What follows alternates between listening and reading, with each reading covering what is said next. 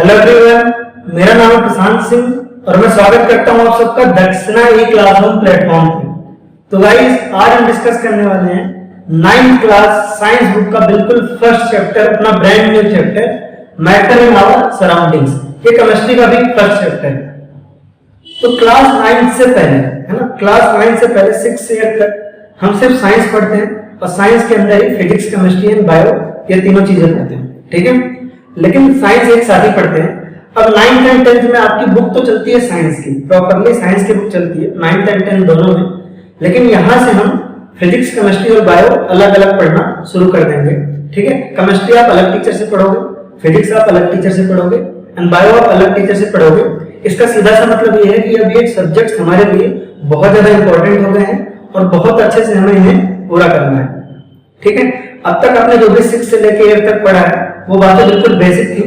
9th and 10th भी basic होता है, लेकिन आईआईटी जेईई की प्रिपरेशन के रेस्पेक्ट से अगर आप आईआईटी जेईई की प्रिपरेशन करना चाह रहे हैं या नीट का प्रिपरेशन करना चाह रहे हैं तो यहां से, यानी कि 9th से अगर आप मेहनत करना शुरू कर देंगे, 6 से 8 तक तो आपका बिल्कुल बेसिक होता है, वहां पे कोई थोड़ा कम कोई थोड़ा ज्यादा मेहनत करता है, ठीक है। 6 से 8 तक कोई थोड़ा कम कोई थोड़ा ज्यादा मेहनत करता है। लेकिन 9th क्लास से अगर आपको आईआईटी के फील्ड में जाना है तो chemistry, physics and math, and अगर आपको नीट के फील्ड में जाना है ना, तो आपको बायो, फिजिक्स, केमिस्ट्री, ये तीनों सब्जेक्ट बहुत अच्छे से पढ़ने हैं, एक एक बात बिल्कुल बेसिक से पढ़ना है ना। हम लोग भी आमतौर पे आपको आईआईटी के लिए पढ़ाते हैं, दक्षिणा में आईआईटी और नीट के लिए पढ़ाते हैं, लेकिन क्यों फिर हम आपके लिए वीडियोस बना रहे हैं? अगर हम केवल आईआईटी और नीट के लिए पढ़ा रहे हैं तो 9th और 10th क्लास के लिए वीडियोस क्यों? क्योंकि 9th और 10th आईआईटी वाले बैचेस को जब हम पढ़ाते हैं, नीट वाले बैचेस को जब हम पढ़ाते हैं, तो हमें ऐसा रियलाइज होता है कि उन बच्चों को बेसिक अच्छा रखना होता है ना, बेसिक अच्छा करना होता है। और बेसिक कहां से अच्छा होता है? 9th एंड 10th क्लास से। यानी कि जब हम देखते हैं तो देखते हैं कि 9th 10th में अगर बच्चा थोड़ी सी मेहनत कर देता है तो 11th 12th उसका और अच्छा हो जाता है। तो बहुत अच्छी जेईई में रैंक लाने के लिहाज से हमारी 9th की पढ़ाई, 10th की पढ़ाई बहुत ज्यादा जरूरी है। तो अगर आप आईआईटी जेईई में कुछ अच्छा करना चाहते हैं, सिर्फ सेलेक्ट होकर कोई आना कॉलेज लेना चाहते हैं, तब तो बात अलग है। लेकिन अगर आप अच्छा कॉलेज चाहते हो, अच्छी ब्रांच चाहते हो, अपने मन के हिसाब की नौकरी चाहते हो, अपने मन के हिसाब का सब कुछ चाहते हो, तो आपको बहुत ही मेहनत करना पड़ेगा और अभी से मेहनत करना पड़ेगा, राइट। तो आप बेसिकली साइंस की बुक चलती है, आपकी पूरी साइंस की बुक चलती है। साइंस में आपका 3 पार्ट है ना, जो आप पढ़ोगे। साइंस में आपका 3 पार्ट है जो आप पढ़ोगे, ठीक है। 3 पार्ट कौन से? एक है आपका केमिस्ट्री, जो कि मैं आपको पढ़ाऊंगा, ठीक है, मैं आपको केमिस्ट्री पढ़ाऊंगा। और दूसरा आपका फिजिक्स एंड बायो, हाँ, दूसरा एंड तीसरा आपका फिजिक्स एंड बायो, ये आप पढ़ोगे, ठीक है। फिजिक्स एंड बायोलॉजी, ये ब्रांचें हैं, फिजिक्स एंड बायोलॉजी, ठीक है। जब आप 11th 12th में जाओगे तो ये अलग अलग सब्जेक्ट हो जाएंगे। केमिस्ट्री की आपकी अलग बुक रहेगी, इनफैक्ट 2-2 पार्ट रहेंगे। 11th और 12th में 2-2 पार्ट है, केमिस्ट्री की अलग, फिजिक्स की अलग और बायो आपकी अलग ब्रांच हो जाएगी। अगर आप बायो आप करोगे और आईआईटी के लिए पढ़ोगे तो केमिस्ट्री तो दोनों के लिए ऐसे इंपॉर्टेंट है, चाहे आप आईआईटी के लिए पढ़ो चाहे आप नीट के लिए पढ़ो, बात होती है, ठीक है। तो केमिस्ट्री जो है, केमिस्ट्री में फर्दर आपका 3 पार्ट में डिवाइड हो जाती है। वैसे किस पार्ट में? ऑर्गेनिक केमिस्ट्री में, ऑर्गेनिक केमिस्ट्री में, इनऑर्गेनिक केमिस्ट्री में और फिजिकल केमिस्ट्री में। ऑर्गेनिक केमिस्ट्री में, इनऑर्गेनिक केमिस्ट्री में और फिजिकल केमिस्ट्री में। ये आगे जाके होगा, अभी आपको चिंता करने की जरूरत नहीं है। अभी आप ये समझ लो कि आपके साइंस की बुक चलती है, साइंस की बुक में 3 branches, chemistry, physics and bio, chemistry, physics and bio. और ये केमिस्ट्री भी बाद में चलती है, 11th 12th में चलती है। ऑर्गेनिक, इनऑर्गेनिक एंड फिजिकल में आपकी क्या हो जाएगी? डिवाइड हो जाएगी। तो ये है क्या, है ना, केमिस्ट्री है क्या जो हम पढ़ते हैं। सबसे पहले बिल्कुल बेसिक से स्टार्ट करेंगे। मैंने पहले ही बताया कि हम भले आईआईटी के लिए पढ़ाते हैं, लेकिन हमें महसूस होता है कि बेसिक अगर अच्छा हो तो सब कुछ हो सकता है। तो मैं यहाँ पे आपको क्लास में बिल्कुल बेसिक से हर एक बात समझाऊंगा, ठीक है। चलिए ध्यान दीजिएगा, केमिस्ट्री क्या होता है, ठीक है, थोड़ा बहुत केमिस्ट्री के बारे में। तो अगर कोई केमिस्ट्री के बारे में नहीं भी जानता है, सपोज कोई केमिस्ट्री के बारे में बिल्कुल भी जानकारी नहीं रखता, मान लीजिए सपोज किसी को केमिस्ट्री के बारे में बिल्कुल भी आइडिया नहीं है, तो भी इतना तो पता ही होगा उसे कि chemistry is the study of chemical compound. किसके बारे में पढ़ते हैं? केमिकल्स के बारे में पढ़ते हैं। अगर आप किसी से पूछो कि भैया केमिस्ट्री क्या होता है, तो वो बोलेगा कि केमिकल के बारे में पढ़ते हैं, कुछ ऐसा ही पता है। यानी कि chemistry is the study of chemical compound, study of chemical compound, study of chemical compounds. यानी कि केमिस्ट्री में हम क्या करते हैं, केमिकल कंपाउंड्स की स्टडी करते हैं, केमिकल कंपाउंड्स की स्टडी करते हैं, स्टडी ऑफ केमिकल कंपाउंड। ठीक है, अगर कोई आपसे और डिटेल लेना चाहे, मान लो आपसे कोई और पूछना चाहे कि केमिकल कंपाउंड का भी क्या, केमिकल कंपाउंड का भी क्या, तो आप उसको बोलोगे कि हम इसमें केमिकल कंपाउंड का स्ट्रक्चर पढ़ते हैं। क्या पढ़ते हैं? स्ट्रक्चर पढ़ते हैं। और क्या पढ़ते हैं? प्रॉपर्टी पढ़ते हैं, है ना, कि उसकी क्या प्रॉपर्टी, स्ट्रक्चर कैसा होता है ना, स्ट्रक्चर कैसा होता है उस कंपाउंड का, प्रॉपर्टी कैसा होता है, एंड कंपोजिशन कैसा होता है। कंपोजिशन मतलब वो किस तरह के एलिमेंट से बना है, क्या है। तो बेसिकली अगर मैं आपसे पूछूं कि केमिस्ट्री क्या है, तो आप बोलोगे केमिस्ट्री में सर हम एलिमेंट्स और कंपाउंड्स के बारे में पढ़ते हैं, और उसमें भी एलिमेंट्स और कंपाउंड्स में भी हम एलिमेंट्स और कंपाउंड का स्ट्रक्चर पढ़ते हैं, प्रॉपर्टी पढ़ते हैं और उसका कंपोजिशन पढ़ते हैं, है ना। It is as simple as that. तो अगर हमें सिंपली पूछा जाए कि व्हाट है ना, तो अगर आपको सिंपली किसी को गांव में समझाना है, किसी को गांव में समझाने से कोई उसने पूछा आप केमिस्ट्री में क्या पढ़ते हो, है ना, तो आपने बोला कि केमिस्ट्री में हम पढ़ते हैं केमिकल कंपाउंड्स के बारे में। In chemistry we study about chemical compounds, in chemistry we study about chemical compounds, in chemistry we study about chemical compounds. अब मान लो कि कोई बच्चा थोड़ा होशियार हो गया गांव, वो पूछेगा कि भैया केमिकल कंपाउंड्स का भी क्या, तो आप कहोगे हम उसमें केमिकल कंपाउंड का स्ट्रक्चर पढ़ते हैं, प्रॉपर्टीज पढ़ते हैं और कंपोजिशन पढ़ते हैं। वैसे तो सिर्फ इतनी पढ़ाई नहीं होती, लेकिन ब्रॉडली हम ऐसा कह सकते हैं कि स्ट्रक्चर पढ़ते हैं, प्रॉपर्टीज पढ़ते हैं और कंपोजिशन पढ़ते हैं। ठीक है, तो basically we can say that, हम क्या कह सकते हैं कि आपका केमिस्ट्री क्या है, ब्रांच ऑफ साइंस है, branch of science. Chemistry is a branch of science. Chemistry क्या है आपका, साइंस की एक ब्रांच है ना, which deals with study of, है ना, structures, properties and composition of chemical compounds।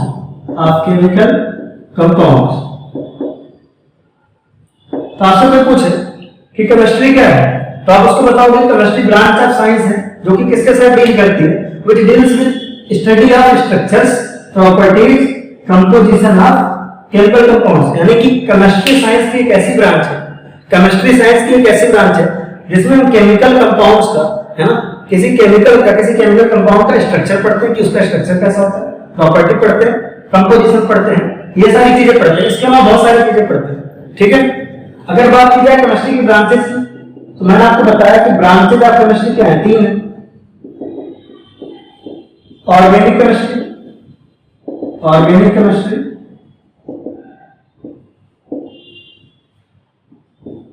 Physical chemistry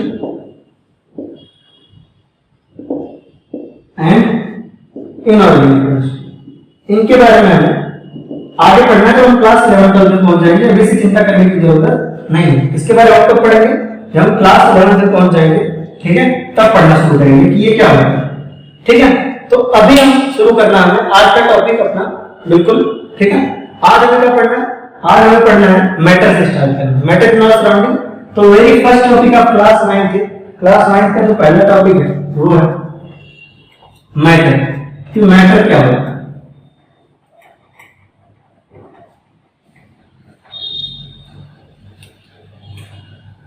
matter, ठीक है, मैटर क्या होता है। तो अगर मैटर की डेफिनेशन बोले जाए तो मैटर इज डिफाइंड एज, मैं समझाता हूं। Matter is defined as anything which has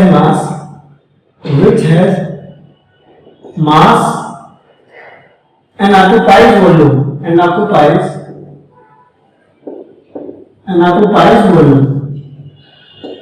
यानी कि मैटर क्या है, matter is defined as anything which has mass and occupies volume।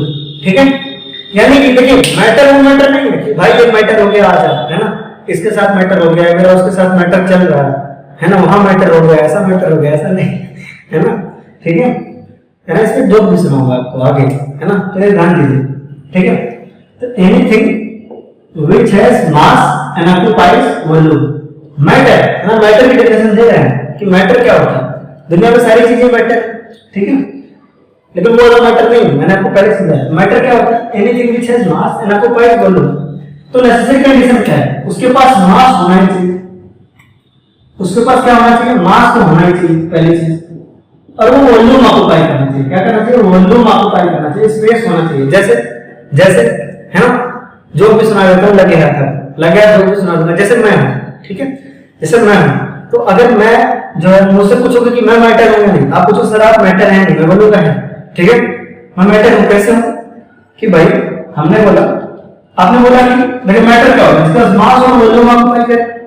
आप बोलो सर आपका मास है क्या, मैंने कहा हाँ मास है, मेरा मास है, ठीक है, बिल्कुल मेरा मास है। आप बोलो सर आप वॉल्यूम ऑक्युपाई करते हैं क्या, मैं कहूंगा हाँ मैं वॉल्यूम ऑक्युपाई करता हूँ, मैं कैसे वॉल्यूम ऑक्युपाई किया हूँ, इट मींस मेरे पास मास भी है, मेरे पास वॉल्यूम भी है, इट मींस मैं क्या हूँ, मैटर हूँ, ठीक है।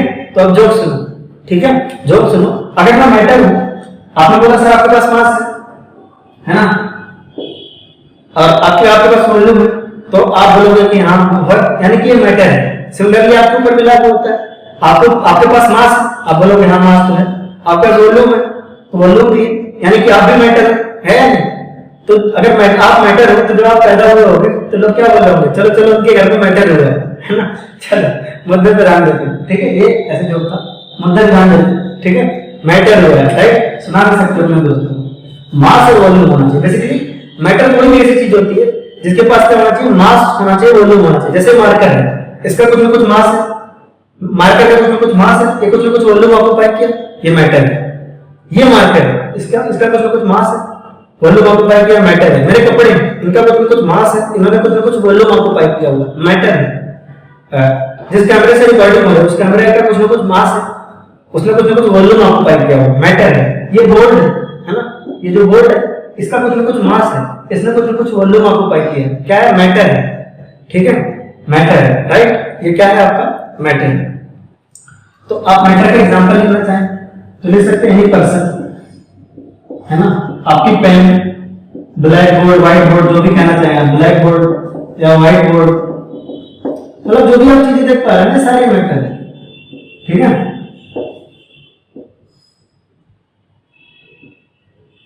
ठीक है, पर्सन पेन ब्लैक ऐसा, ठीक है, व्हाइट बोर्ड हो गया, कैमरा हो गया, आपको नोटबुक पे लिखना है तो आपकी नोटबुक हो गई, ठीक है। तो ये सब क्या मैटर है। टैल्कम पाउडर आप पाउडर लगाते हो, टैल्कम पाउडर वो भी क्या मैटर है, टैल्कम पाउडर है ना, क्रीम लगाते हो, वो भी मैटर है।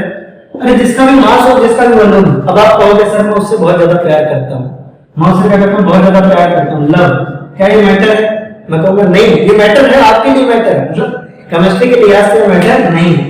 लव होगा कोई भी फीलिंग मैटर क्यों होती है, ये मैटर नहीं है, लव मैटर नहीं है। आप किसी से नफरत करते हो मैटर नहीं, क्योंकि ये फीलिंग्स है, इनका कुछ मास नहीं है। तो आप कहोगे कि सर फीलिंग्स का भी तो बोझ होता है दिमाग पे, वो केवल इमोशनल चीज है बच्चों, असलियत उसको तौल थोड़ी ना सकते हैं, कितना लव है, कितना हेट है, ठीक है। तो इसका कोई मास नहीं होता, इसका कोई वॉल्यूम नहीं होता। अब आपसे कोई बोले कि है ना दिल के हर कोने में उसी की तस्वीर है, तो जगह तो घेरा हुआ, ऐसा कहना गलत है ना। लव क्या है आपका, वो मैटर नहीं है, हेट आपका मैटर नहीं, कोई भी फीलिंग आपका मैटर नहीं हो सकता। फीलिंग तो है आपको, है ना, लव हो गया, हेट हो गया, hate is a very strong word, use नहीं करना चाहिए वैसे तो, है ना। ये सारी चीजें जो है आपका, या आप कहें तो सैड है, तो क्या सैड है तो क्या मैटर है, नहीं मैटर है, ठीक है, क्योंकि इसका कोई मास नहीं होता, कोई वॉल्यूम नहीं, ठीक है। तो ये सारी चीजें आप मैटर में कंसीडर नहीं कर सकते। मैटर क्या है, कोई भी चीज जिसके पास मास हो और जो वॉल्यूम ऑक्युपाई करे, ठीक है, कोई भी चीज जिसके पास मास हो और वॉल्यूम ऑक्युपाई करे। बच्चों को बहुत ज्यादा दिक्कत होती है जब एयर की बात करते हैं कि एयर मैटर है या नहीं। तो पहली बात तो सुन लो बच्चों, एयर मैटर है। एयर क्या है आपका, मैटर है, एयर आपका मैटर है, एयर इज मैटर, एयर क्या है आपका, मैटर है, इट इज मैटर, मैटर है, एयर मैटर है। कैसे, क्योंकि एयर का मास होता है, एयर वॉल्यूम भी ऑक्युपाई करता है। अगर आपको दिक्कत है तो इस पे एक्सपेरिमेंट दिए होंगे आपके बुक्स वगैरह में, एयर मैटर है, इसके ऊपर एक एक्सपेरिमेंट भी दिया होगा आपके बुक में, ठीक है।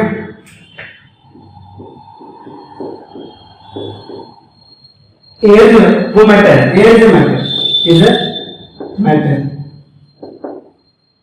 इसके ऊपर आपको एक्सपेरिमेंट मिलेगा। पहले प्रूव करते हैं कि एयर के पास मास होता है, ठीक है। तो एक तराजू लेते हैं, आप एक काम कर सकते हो, तराजू ले सकते हो। दो बिल्कुल आइडेंटिकल बैलून है ना, दो बिल्कुल आइडेंटिकल बैलून, तो बैलून लिया हमने इस तरह का होगा, जब तक इसमें हवा नहीं भरा, जब तक हवा नहीं भरे आपने दो बिल्कुल आइडेंटिकल बैलून लिया है, ठीक है, दो बिल्कुल आइडेंटिकल बैलून लिया है, ये आपके क्या बैलून, क्या है दोनों बैलून है ना। ये आपका तराजू, ये आपका क्या तराजू, ये क्या आपका तराजू, यानी कि जिससे वेट मेजर करते हैं ना वो तराजू है ना। और ये दोनों आपके क्या है बैलून, क्या है आपके बैलून से,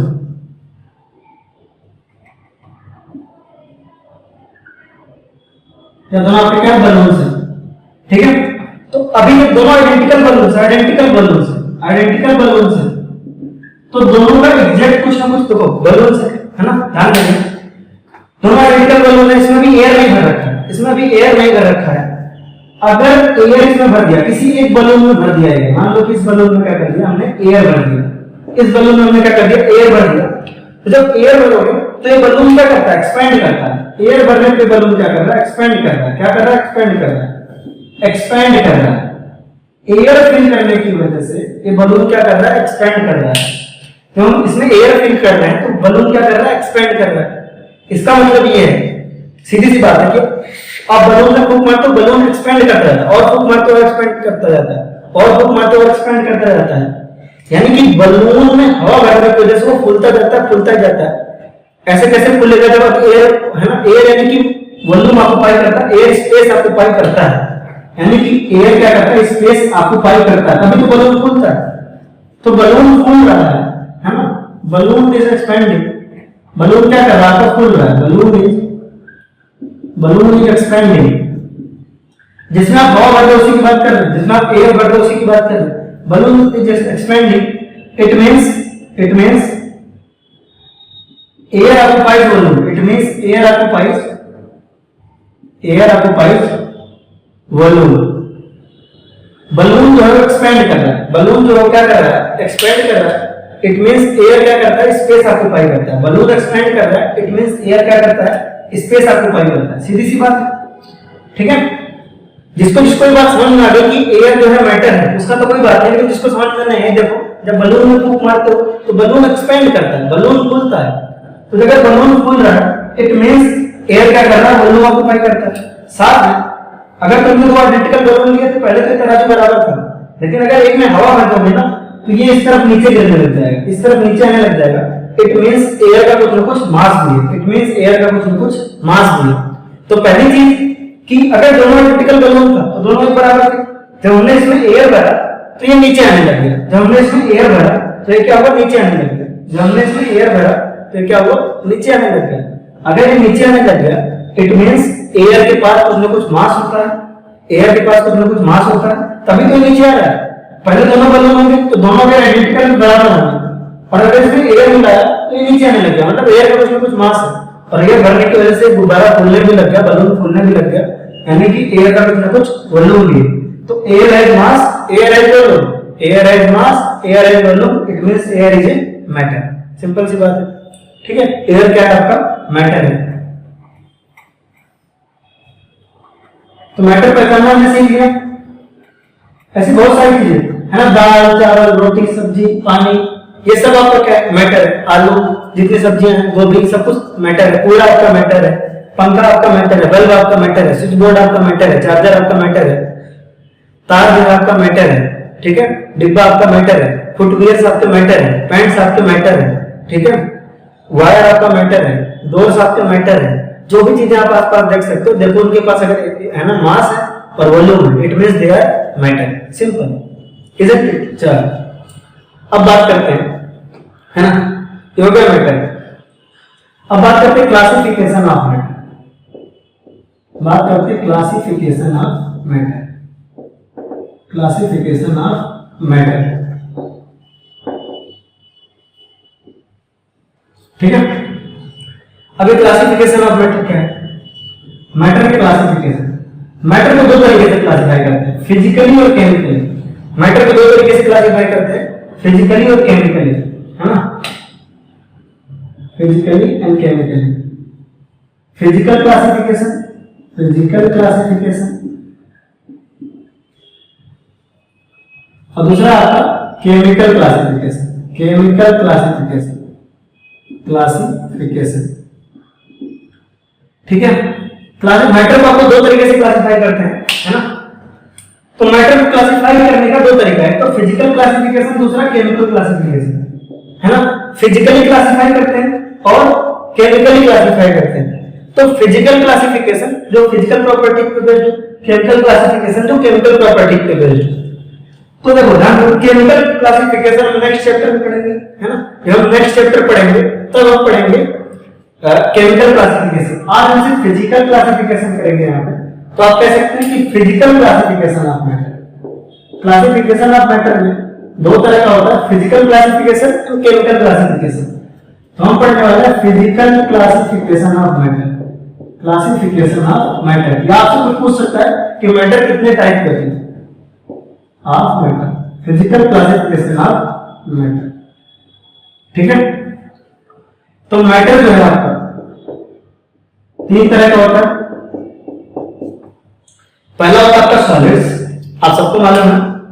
वैसे तो 5 स्टेट आपने सुने होंगे, है ना, प्लाज्मा, बॉस, आइंस्टाइन, कंडेंसेट, लेकिन वो सब अभी नहीं, मेनली 3 स्टेट होते हैं, सॉलिड, लिक्विड स्टेट, है ना, और गैस।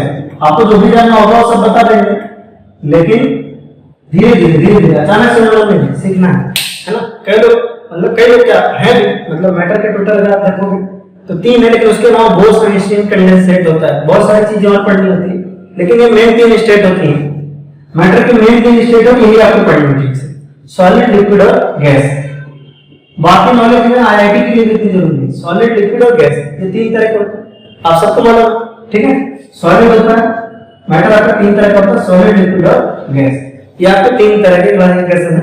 इसको आप नोट करिए, फिर आगे बढ़ते हैं, ठीक है। इसको आप नोट कर लीजिए। चलिए ये हो, ठीक, क्लासिफिकेशन हो गया।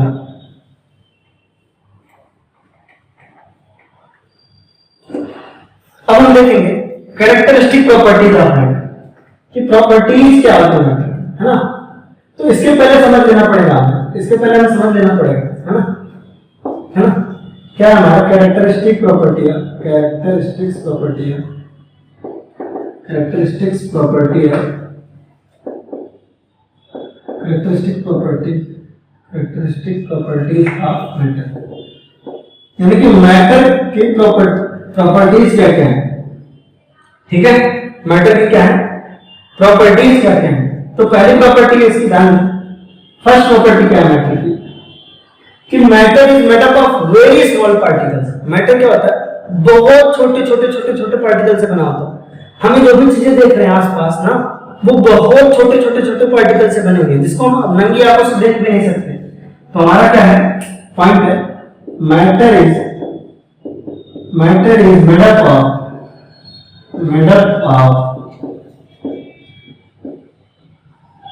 matter is made up of very small particles, very small particles। Matter का होता है बहुत स्मॉल पार्टिकल से बना होता है। मैटर का होता है matter is made up of very small particles, बहुत ज्यादा स्मॉल पार्टिकल से बना होता है, हम इनको आईज से नहीं देख सकते। मैटर जो बहुत ज्यादा स्मॉल पार्टिकल से बना होता है, बहुत स्मॉल माइन्यूट पार्टिकल्स होते हैं, उन्हें हम अपनी नंगी आंखों से नहीं देख सकते, बिना माइक्रोस्कोप के, वो भी अच्छे माइक्रोस्कोप के बिना नहीं देख सकते, है ना। we cannot see those particles, है ना, by naked eyes, है ना। हम ऐसे नंगी आंखों से नहीं देख सकते उसे, right.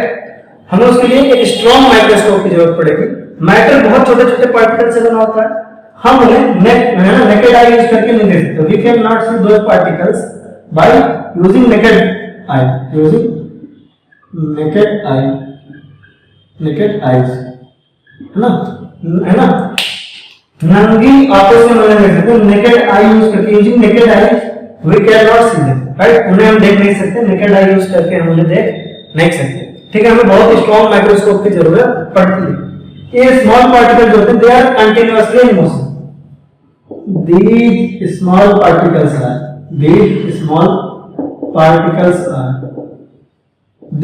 particles are continuously in continuously in motion, ठीक है। These small particles are continuously in motion.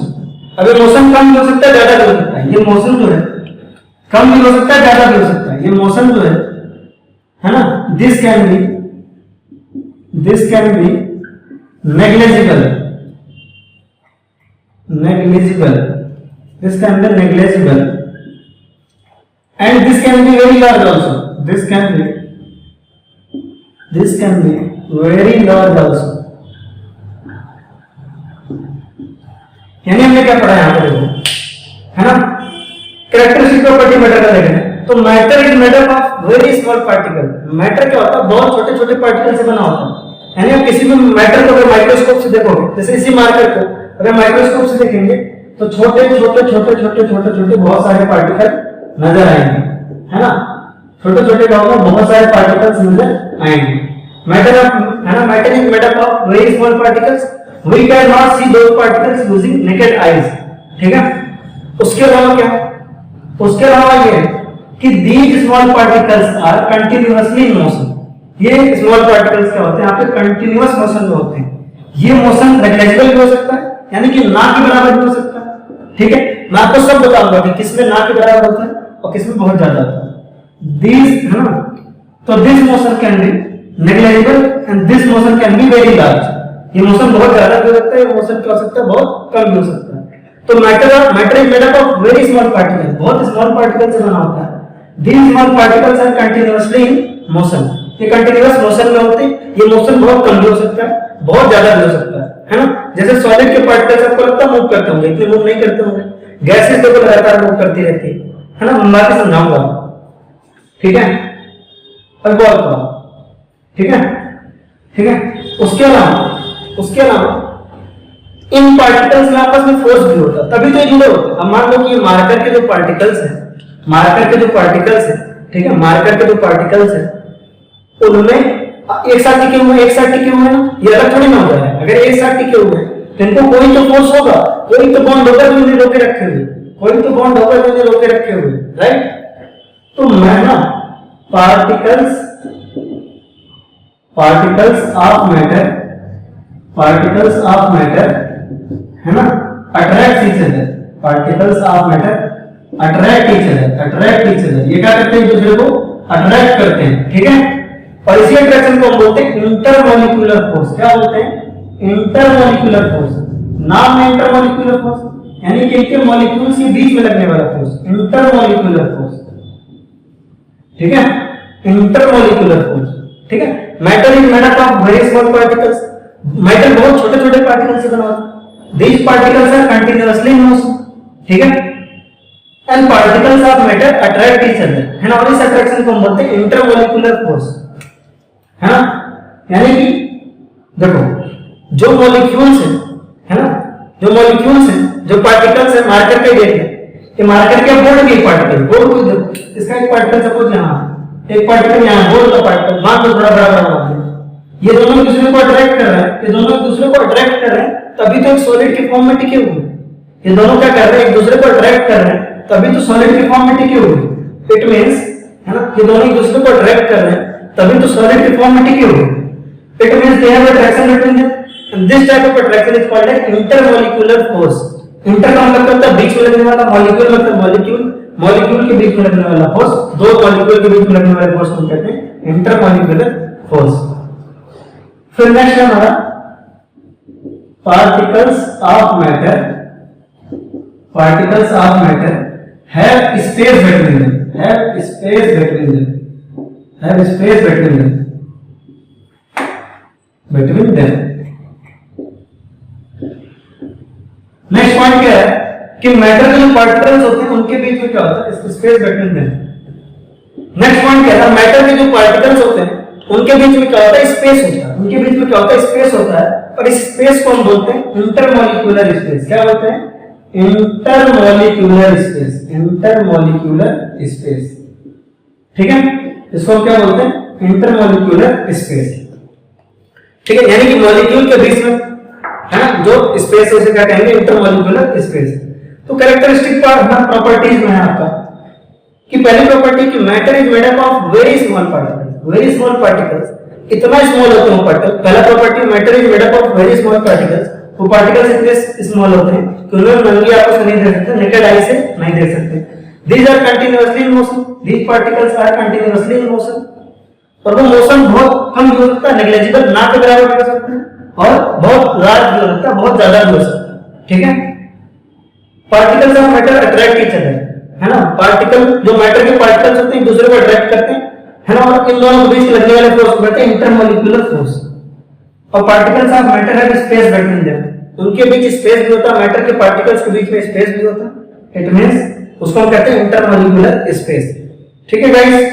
This is all about lecture 1 of matter in our surroundings. अभी लेक्चर 1 देखा हमने, बेसिक इंट्रोडक्शन ही देखा, नेक्स्ट लेक्चर से हम और डिटेल में डिस्कस करेंगे, है ना। तो आई होप आपको मैटर समझ में आया होगा, है ना, मैटर के आपके कैरेक्टरिस्टिक्स समझ में आए होंगे, और कैरेक्टरिस्टिक्स को ही आगे कंटिन्यू करेंगे नेक्स्ट लेक्चर से।